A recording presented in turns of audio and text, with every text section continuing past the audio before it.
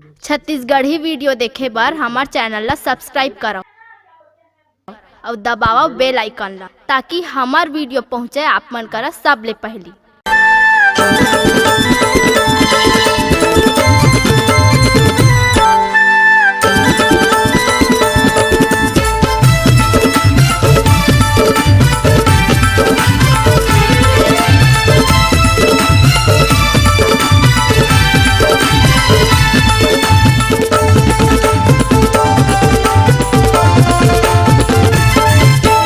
भौजी के बहनी निकले है रे बने सज संवर के, बने सज संवर के बार गाँव के बरते रे नचाबो बने धर के, नचाबो बने धर के।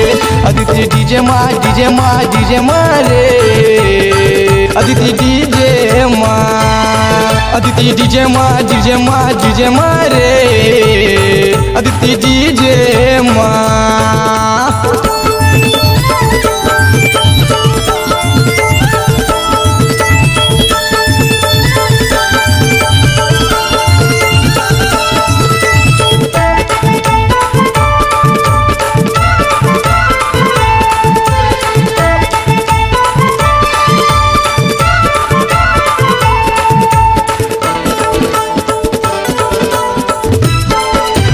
सूरज लहरे भाई रे जातो रे बने तैहा, संधि दीवानी के हाथ धर के खींचत लातो ना, संधि दीवानी के हाथ धर के खींचत लातो ना।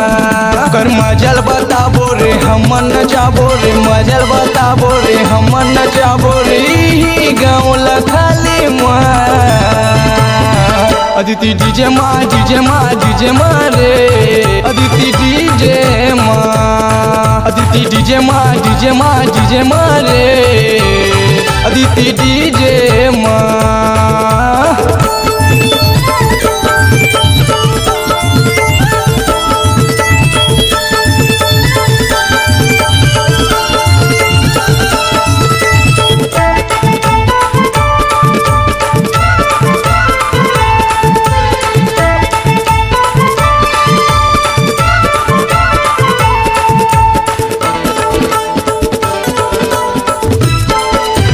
पतली कमर लार तोरे गोरी राजा दीवाना हलाही, तोरे गाँव खाली माँ संदीप लहरे न चाही, तोरे गाँव खाली माँ संदीप लहरे न चाही।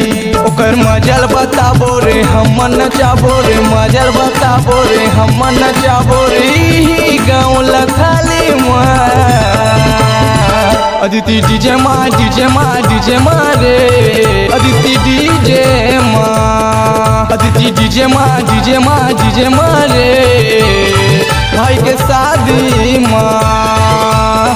भौजी के बहनी निकले है रे बने सज संवर के, बने सज संवर के बार गाँव के बरते रे नचाबो बने धर के, नचाबो बने धर के।